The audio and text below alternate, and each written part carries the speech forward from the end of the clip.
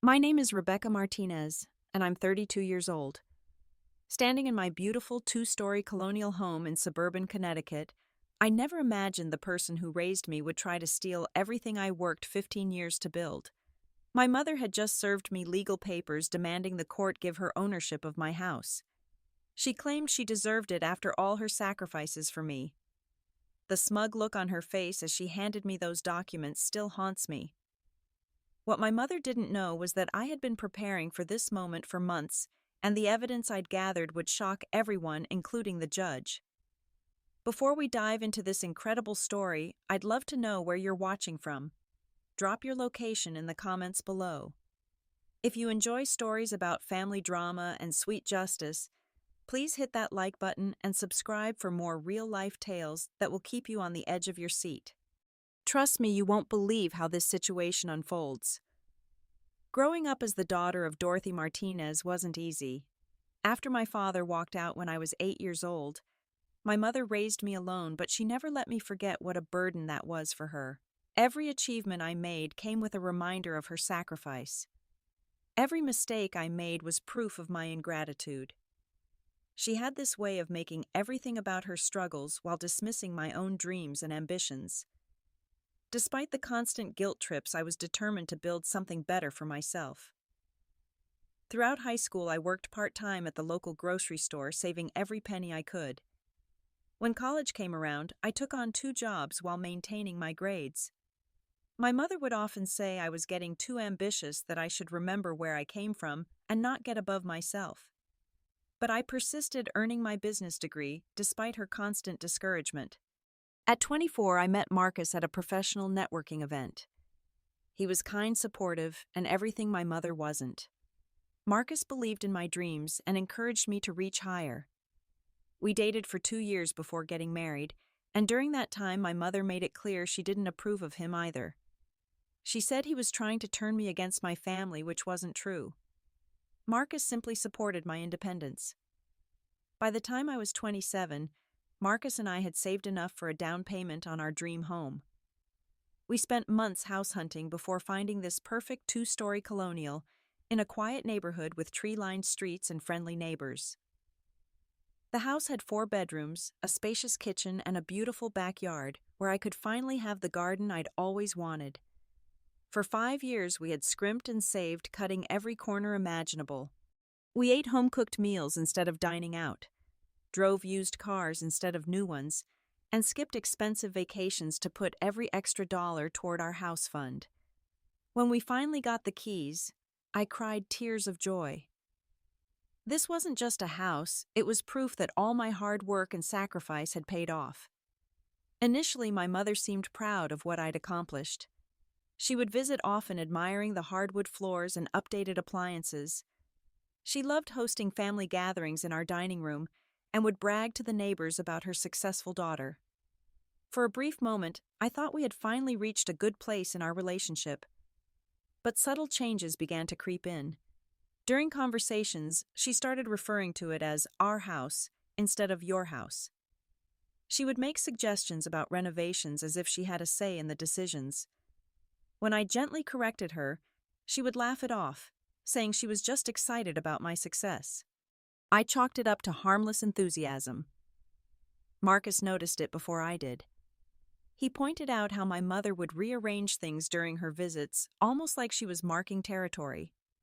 She would comment on how much space we had and how lonely she was in her small apartment across town. At the time, I defended her, saying she was just adjusting to having something positive to focus on after years of struggle.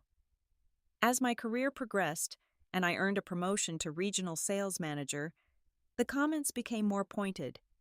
My mother would say things like, "Remember when you couldn't even afford decent clothes?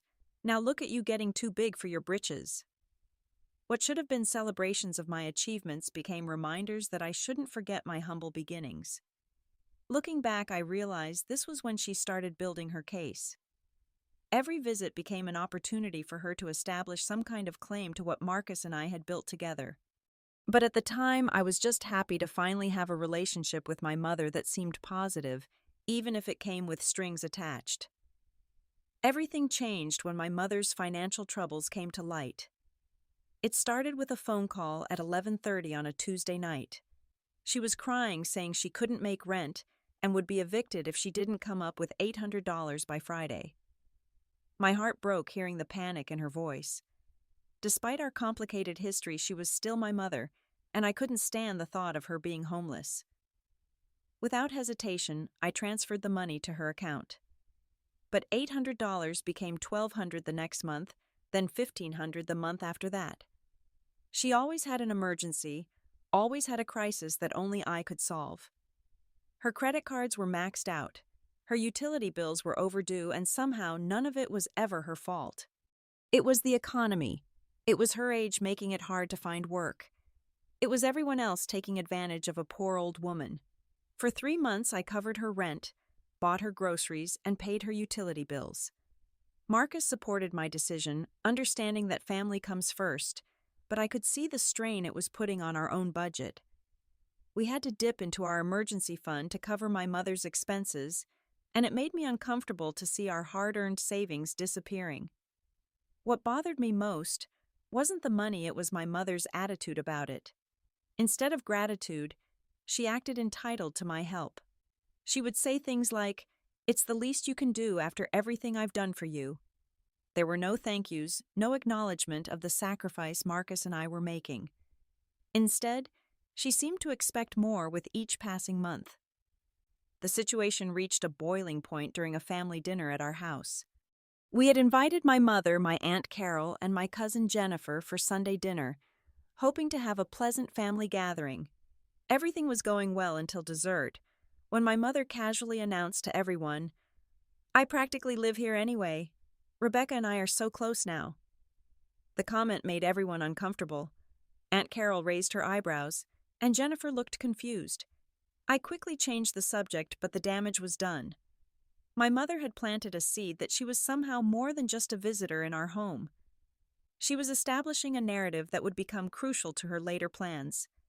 A week later, I discovered her going through our personal papers in Marcus's home office. When I walked in, she was photographing documents with her phone, including our mortgage papers, insurance policies, and bank statements. She claimed she was just organizing and trying to be helpful, but something about her explanation didn't sit right with me. That's when she made her first direct demand. Sitting at our kitchen table with a cup of coffee, she looked me straight in the eye and said, "Rebecca, I think you should add my name to the house deed. You know, for security purposes. If something happens to you, I should be able to stay here." The request caught me completely off guard. I explained that Marcus and I were married, so if something happened to me, the house would naturally go to him. She dismissed this, saying marriages don't last, but the bond between mother and daughter is forever. She insisted that after all her sacrifices raising me alone, she deserved some security in her old age. When I gently refused, her demeanor completely changed. The loving mother act disappeared, replaced by the manipulative woman I remembered from my childhood. She launched into a tirade about ungrateful children who forget everything their parents did for them. She brought up every sacrifice she had made every time she had gone without, so I could have something I needed. The guilt trip was intense and familiar. She threatened to cut off contact if I didn't respect her wishes, saying she wouldn't waste her time on a daughter who didn't value family. The emotional manipulation was so overwhelming that I almost caved. But something inside me held firm. This was my home, built with my hard work and Marcus's support. After she left that day, I couldn't shake the feeling that this was about more than just security. The way she had been photographing our documents, the comments about practically living here, the demand to be on the deed, it all seemed too calculated to be spontaneous. I decided to call my friend Sarah, who worked as a real estate attorney, to understand my options for protecting our property. Sarah's advice was sobering. She explained that adding someone to a deed was essentially giving them ownership rights, and removing them later could be nearly impossible without their consent. She suggested I document everything and be very careful about any financial arrangements or living situations that could be construed as my mother having a stake in the property. That conversation was the first time I realized my mother might be planning something much bigger than I had imagined. But I still hoped we could work things out as a family. I had no idea how far she was willing to go to get what she wanted. My mother's campaign to establish ownership of our house began in earnest after I refused to add her name to the deed. What started as family pressure quickly escalated into a coordinated effort to manipulate everyone in our social circle. She began calling extended family members, painting a picture of me as a selfish daughter who had forgotten where she came from. The first sign that her plan was working came when my cousin Jennifer called me sounding awkward and uncomfortable. She said, "Rebecca, I don't want to get involved in family drama, but your mom called me crying. She says you're trying to kick her out of the house she helped you buy. Is everything okay between you two?" I was stunned. Not only had my mother never contributed a penny to our house purchase, but she was now actively spreading lies about our situation. I explained the truth to Jennifer, but I could tell she wasn't sure who to believe. My mother had always been persuasive, and she was clearly using her skills to build support for whatever she was planning. The manipulation intensified with strategic visits to our house. My mother would time her arrivals for when Marcus was at work, cornering me when I was alone and vulnerable. She would sit in our living room commenting on how much the house meant to her and how she had always dreamed of having a place like this. She would reminisce about her struggles as a single mother and hint that she deserved some reward for all her sacrifices. During one particularly uncomfortable visit, I caught her taking measurements of the bedrooms and making notes about potential renovations. When I asked what she was doing, she said she was just daydreaming about how she would fix up the place if it were hers. The comment sent chills down my spine because it wasn't hypothetical in her mind, it was a plan. The situation reached a terrifying new level when I started hearing from neighbors. Mrs. Patterson from next door mentioned that my mother had told her she owned half the house and was planning to move in permanently. Mr. Rodriguez from across the street asked when my mother would be moving her things in since she had told him the paperwork was almost finalized. I realized my mother was building a narrative in the community that she had legitimate ownership rights to our property. She was creating witnesses who would testify that she had claimed ownership long before any legal proceedings began. It was a calculated effort to establish evidence for a case I didn't even know she was building. The breaking point came on a Thursday afternoon when I arrived home from work early due to a canceled meeting. I found my mother in our house using a tape measure and making detailed notes about room dimensions and property features. She had let herself in with the spare key I had given her for emergencies, but this was clearly no emergency. When I confronted her, she didn't even try to hide what she was doing. She said, "I'm planning some improvements for when I move in. This place has so much potential, and I have wonderful ideas for making it more functional." The casual way she talked about moving in as if it were already decided made my blood run cold. That evening, Marcus and I had the most serious conversation of our marriage. I told him about the measurements, the neighbor comments, and my growing suspicion that my mother was planning to make a legal claim on our house. He was as shocked as I was, but he immediately offered his complete support in fighting whatever she was planning. Our suspicions were confirmed the next week when I received a call from Harold Klein, an attorney who claimed to represent my mother's interests. He said he was calling as a courtesy to inform me that my mother would be filing paperwork to establish her rightful ownership of a portion of our property. He mentioned that she had extensive documentation of her contributions to the house purchase and ongoing maintenance. I was speechless. Not only was my mother actually pursuing legal action, but she had hired a lawyer and was claiming to have evidence that I knew didn't exist.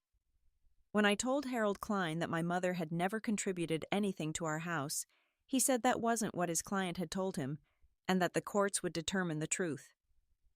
After hanging up, I immediately called Sarah for an emergency consultation. She explained that elder financial abuse cases were becoming more common and that some attorneys specialized in helping older adults make claims against their children's assets. She warned me that these cases could be very emotional for juries who often sympathized with elderly plaintiffs. That night I couldn't sleep. The woman who had raised me, who I had supported financially and emotionally, was now trying to steal the home that Marcus and I had worked so hard to build. But this was just the beginning of a battle that would test everything I thought I knew about family justice and the lengths some people will go to get what they want.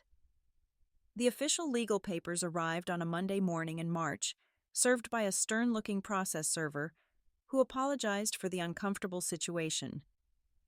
As I read through the documents, I felt like I was living in a nightmare.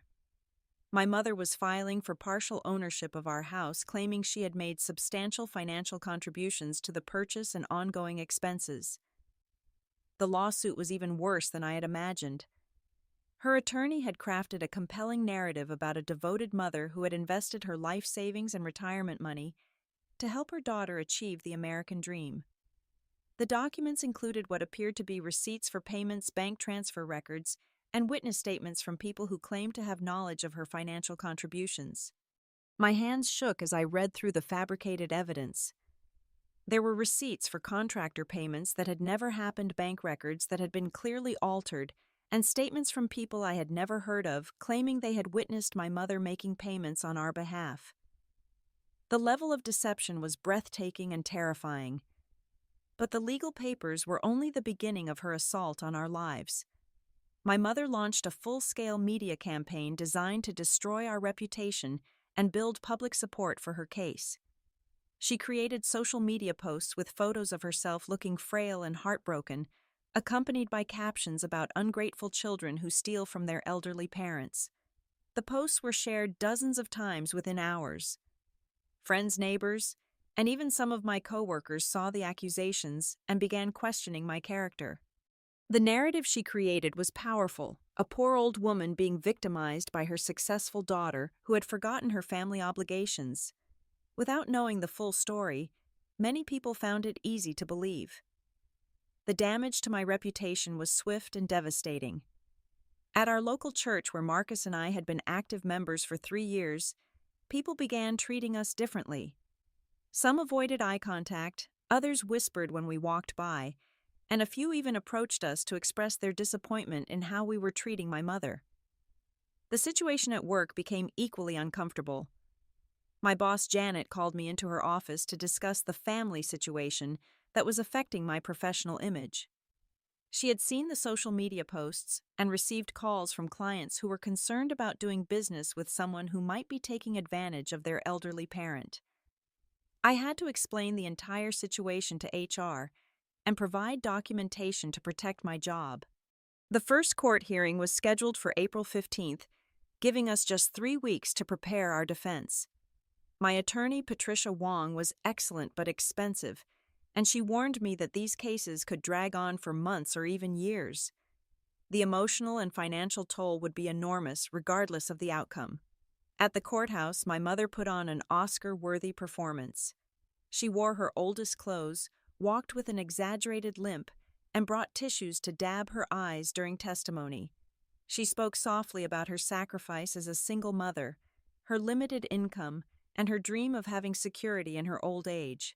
She claimed that helping me buy the house was her way of ensuring we would both have a stable future. Judge Thomas Mitchell seemed moved by her testimony. He asked gentle questions about her financial situation and nodded sympathetically when she described feeling abandoned and betrayed by her only daughter. When she produced her fabricated evidence of payments, he examined it carefully and made notes that seemed to support her claims. Harold Klein presented their case skillfully, focusing on my mother's age and vulnerability, while painting Marcus and me as successful professionals who were taking advantage of a trusting elderly woman. He showed the court my recent promotion and salary increase, suggesting that we could easily afford to share ownership with the person who had made our success possible. When it was our turn to present evidence, Judge Mitchell seemed less interested. Our documentation showing that Marcus and I had made every payment was dismissed as incomplete. Our bank records proving we had never received money from my mother were questioned as potentially altered. Even our mortgage broker's testimony confirming that my mother was not involved in the purchase was treated with skepticism. After the hearing, my mother approached me in the courthouse hallway with a smile that made my skin crawl. She said, "See you at home soon, honey. I hope you'll help me move my things into the master bedroom." Her confidence was terrifying because it suggested she knew something I didn't about how the case would unfold. That night was the darkest moment of the entire ordeal. Sitting in our living room surrounded by the home we had worked so hard to create, I actually considered selling the house just to end the nightmare. The stress was affecting my marriage, my job, and my health. Marcus found me crying and held me while I wondered if fighting was worth the cost. But Marcus refused to let me give up. He reminded me that this house represented more than just property. It represented our dreams, our hard work, and our future together. He promised that we would fight this together no matter how long it took or how much it cost. His unwavering support gave me the strength to continue. The next morning, I made a decision that would change everything. Instead of just defending against my mother's lies, I would go on the offensive and expose the truth about who she really was and what she was really doing. I hired private investigator Michael Chen to dig into my mother's background and find evidence that would prove her pattern of deception. Private investigator Michael Chen was a soft-spoken man in his 40s who specialized in financial fraud cases involving family members. When I first met him at his downtown office, I wasn't sure what to expect. I had never hired a private investigator before, and the whole situation felt surreal. But Michael's calm professionalism immediately put me at ease. Within 2 weeks, Michael's investigation yielded shocking results that exceeded my worst expectations. My mother's attempt to steal our house wasn't an isolated incident. It was part of a pattern of manipulation and deception that went back decades. Michael had uncovered evidence of at least 3 previous attempts by my mother to make fraudulent financial claims against family members. The most damning evidence involved my Aunt Helen, my mother's younger sister, who owned a small bakery in Oregon. 5 years earlier, my mother had filed a lawsuit claiming she was a silent partner in Helen's business and deserved half the profits. The case was eventually dismissed when Helen proved that my mother had never invested any money, but the legal fees had nearly bankrupted Helen's family. Michael also found records of my mother attempting to claim ownership of her former boyfriend's car, her ex-neighbor's jewelry, and even trying to establish grandparents' rights to see children of a family friend. The pattern was clear. My mother identified people with assets she wanted, created false narratives about her entitlement to those assets, and used the legal system to try to take what wasn't hers. Even more shocking was the discovery of her relationship with attorney Harold Klein. This wasn't their first case together. Michael found records showing that Harold had represented my mother in 4 previous fraudulent claims over the past 7 years. His practice specialized in what he euphemistically called elder justice cases, but what were really elaborate schemes to help manipulate elderly people steal from their own families. Michael's investigation also revealed financial records that completely contradicted my mother's claims about contributing to our house purchase. Her bank statements from the time of our home buying showed she had less than $300 in savings and was actually behind on her own rent payments. The story about investing her life savings to help us was a complete fabrication. But the most valuable evidence came from an unexpected source: our home security system. Marcus and I had installed cameras around our property 2 years earlier after a string of break-ins in the neighborhood. Michael suggested we review the footage from my mother's recent visits, and what we found was incredible. The security recordings captured my mother making contradictory statements during different visits. In one recording, she was on the phone telling someone, "The lawyers think this will be easy money. These kids have no idea what's coming." In another, she was clearly rehearsing her victim's story, practicing her limping walk and her tearful expressions. Most damaging was a recording from the day she was measuring rooms. The audio clearly captured her telling someone on the phone, "I've got them right where I want them. By the time this is over, I'll own half this house, and there's nothing they can do about it." Her voice was cold and calculating, completely different from the frail, elderly woman act she put on in court. Michael also identified several witnesses who could testify about my mother's real character. Mrs. Thompson, our 85-year-old neighbor, had overheard my mother bragging about her scheme during a conversation in our driveway. Mrs. Thompson was outraged by what she heard and eager to testify about the truth. The financial expert Michael consulted confirmed that every document my mother had presented as evidence was either forged or altered. The bank transfer records showed signs of digital manipulation. The receipts contained formatting errors that indicated they were created recently, rather than years ago, and the witness statements contained factual errors about dates and locations. As we prepared for the next court hearing, I felt a mixture of relief and anger. Relief that we finally had evidence to expose my mother's lies, but anger that she had put our family through this nightmare for her own greed. The woman who had raised me was willing to destroy my life, my marriage, and my reputation to steal something that had never belonged to her. My mother's overconfidence was working against her now. She had been so certain of her victory that she had become sloppy, leaving a trail of evidence that would ultimately prove her undoing. Michael warned me that she might become desperate when confronted with the truth, and desperate people often make dangerous decisions. But I was no longer the frightened daughter who had received those first legal papers. I was a woman fighting for her home, her family, and her future. And thanks to Michael's investigation, I now had the weapons I needed to win this war. The second court hearing was scheduled for May 20th, giving Patricia Wong 3 weeks to organize our evidence and prepare our counterattack. Unlike the first hearing where we had been caught off guard and played defense this time, we were ready to expose the truth about my mother's fraudulent scheme. Patricia filed a motion to present new evidence and requested permission to call additional witnesses who could testify about my mother's real character and her pattern of deceptive behavior. Judge Mitchell initially seemed reluctant to reopen testimony, but Patricia argued that evidence of fraud was crucial to ensuring justice in the case. The night before the hearing, Harold Klein called Patricia to request a private settlement conference. He claimed that my mother was willing to drop her lawsuit in exchange for a cash payment of $50,000 and guaranteed visitation rights to our home. Patricia's response was swift and definitive. We would not pay a penny to a fraudulent claimant, and we expected full vindication in court. On the morning of the hearing, my mother arrived at the courthouse, looking more frail and helpless than ever. She had brought a walker despite the fact that I had seen her hiking in the park just 2 weeks earlier. Her performance was designed to evoke maximum sympathy from Judge Mitchell, but this time we were prepared with evidence that would shatter her carefully constructed facade. Harold Klein began by reaffirming his client's claims and requesting that the court expedite the ownership transfer to prevent further emotional harm to his elderly client. He painted a picture of a vulnerable woman being victimized by her own daughter, and for a moment it looked like his strategy might work again. But then Patricia stood up and requested permission to present evidence of fraud. She began by showing the court the security camera footage of my mother rehearsing her victim act and bragging about her scheme to steal our house. The audio was crystal clear, and my mother's real voice and personality were on full display for everyone to hear. Judge Mitchell's expression changed dramatically as he listened to the recordings.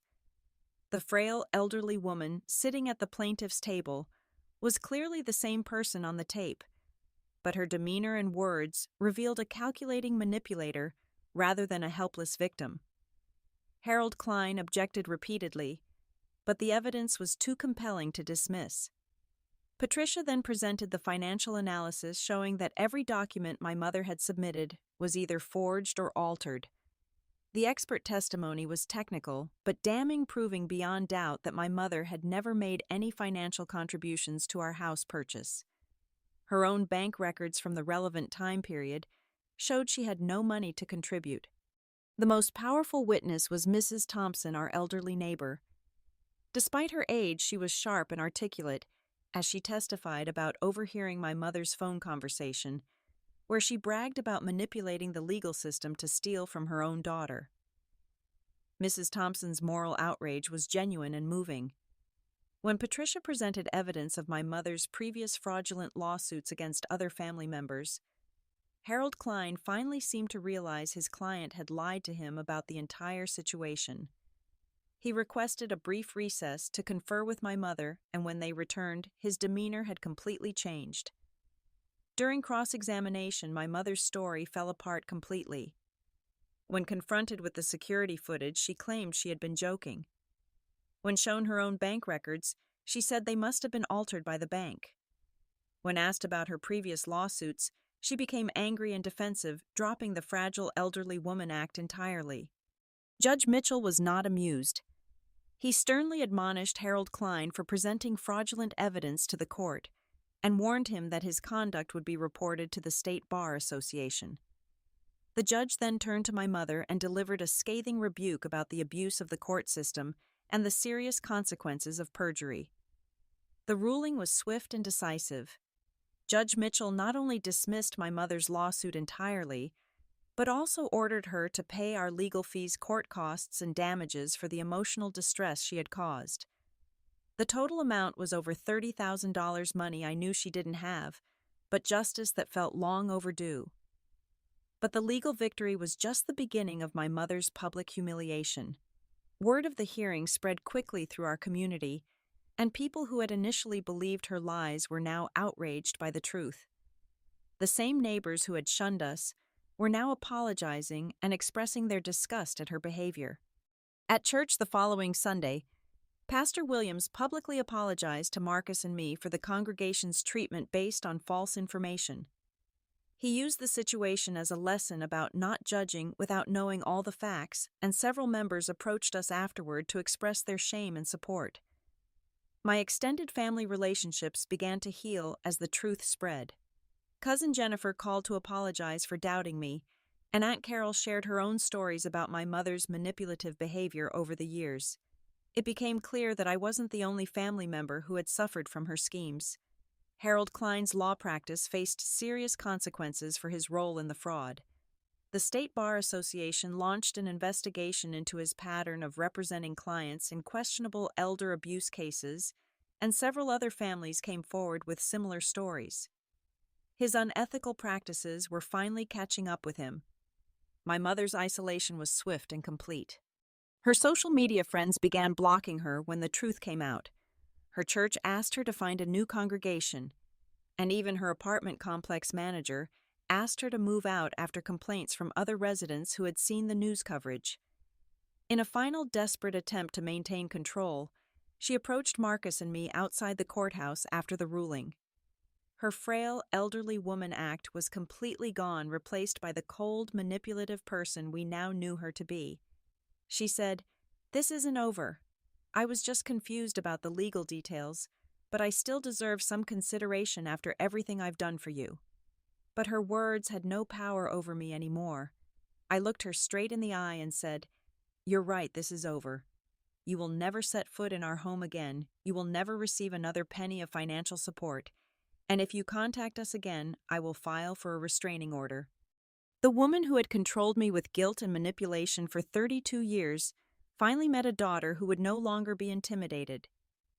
The months following our court victory were a period of healing and rebuilding that I hadn't expected to be so complex.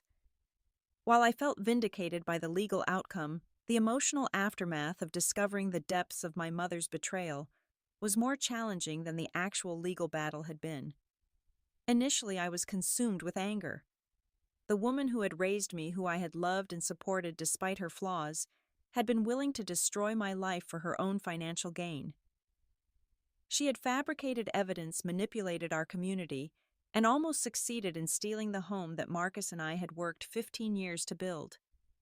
The betrayal felt deeper than anything I could have imagined. Marcus suggested we start seeing Dr. Sarah Williams, a therapist who specialized in family trauma and manipulation. At first, I resisted the idea, thinking I should be strong enough to handle the situation on my own. But the nightmares, anxiety attacks, and trust issues I was experiencing made it clear that professional help would be beneficial. Dr. Williams helped me understand that my mother's behavior wasn't new. It was simply the most extreme example of patterns that had existed throughout my childhood. The guilt trips, the emotional manipulation, the sense that I could never do enough to earn her love or approval, these were all signs of a deeper psychological disorder that had nothing to do with my worth as a daughter. Through therapy, I began to recognize how much of my life had been shaped by trying to earn my mother's approval and avoid her anger. My drive to succeed, while ultimately positive, had been partially motivated by a desperate need to prove I wasn't the burden she had always claimed I was.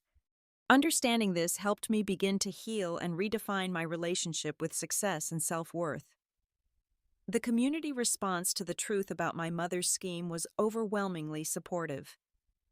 Neighbors who had initially believed her lies went out of their way to apologize and show their support for Marcus and me. Mrs. Patterson organized a neighborhood barbecue specifically to welcome us back into the community fold, and the gesture meant more to me than she could have known. At work, the resolution of the legal case actually enhanced my professional reputation.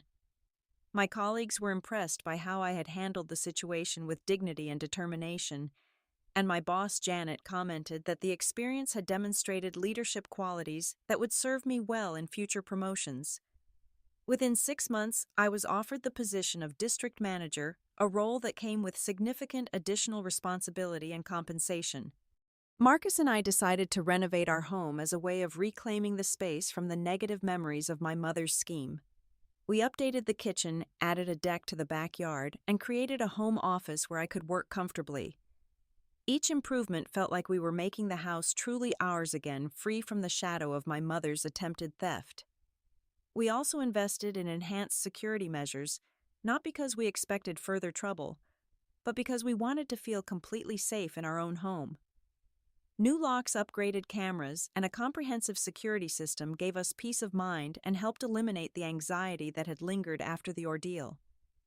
Our relationship with extended family improved significantly once the truth came out. Aunt Helen called from Oregon to share her own story about my mother's previous lawsuit against her bakery, and we bonded over our shared experience of her manipulation. Cousin Jennifer became a regular visitor again, and family gatherings resumed without the tension and drama that had characterized them for years. My mother made several attempts to reestablish contact after the court case, but none of them were genuine apologies or acknowledgments of wrongdoing. Instead, she tried different manipulation strategies: fake illness to generate sympathy, financial emergencies that required my help, and even attempts to use other family members as intermediaries to guilt me into reconciliation. Each attempt was met with the same firm response: I would not engage with someone who had tried to destroy my life and felt no remorse for their actions. Dr. Williams had taught me that maintaining boundaries wasn't cruel. It was necessary for my own mental health and the protection of my family. The legal and emotional costs of my mother's scheme were substantial, but they taught me valuable lessons about the difference between family and blood relations. Marcus proved himself to be true family through his unwavering support during our darkest hours. My friends Sarah and Patricia showed more loyalty and care than my biological mother ever had. 1 year after the court case, Marcus and I planted a garden in our backyard, something I had always wanted to do but never found time for. As I worked in the soil planting flowers and vegetables that would grow and flourish in the space we had protected, I felt a sense of peace and accomplishment that had nothing to do with my mother's approval or disapproval. The final legal chapter closed when Harold Klein was disbarred for his role in multiple fraudulent lawsuits.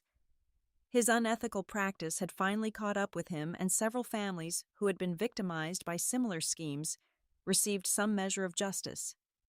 My testimony in the Bar Association hearing helped ensure that he could never again use the legal system to help people steal from their own families. Standing in my garden on a beautiful spring morning, surrounded by the home that Marcus and I had built together, I realized that my mother's attempt to steal from me had ultimately given me something invaluable: the knowledge that I was strong enough to fight for what was right, smart enough to gather the evidence I needed, and loved enough by my chosen family to never be truly alone. Sometimes the people who claim to love us most are actually the ones willing to hurt us deepest for their own gain. But true family isn't about blood relations or what someone can take from you. It's about mutual respect, genuine love, and supporting each other's dreams even when times get tough. I learned that protecting yourself from toxic people isn't selfish. It's necessary for your own growth and happiness. And most importantly, I discovered that home isn't just a place you live. It's a sanctuary you build with people who truly love and respect you. Have you ever dealt with a family member who tried to manipulate or take advantage of you? How did you handle setting boundaries with toxic relatives? Share your experiences in the comments below. because your story might help someone else going through a similar situation. If this story resonated with you, please give it a like and subscribe for more real-life tales about overcoming family drama and finding strength in difficult times. Don't forget to share this video with anyone who might benefit from hearing about the importance of standing up for yourself against manipulation. Thank you so much for listening to my story, and I hope it reminds you that you deserve to be treated with respect by everyone in your life, including family members. Wishing you all the courage to protect your dreams and the wisdom to recognize the people who truly deserve a place in your life.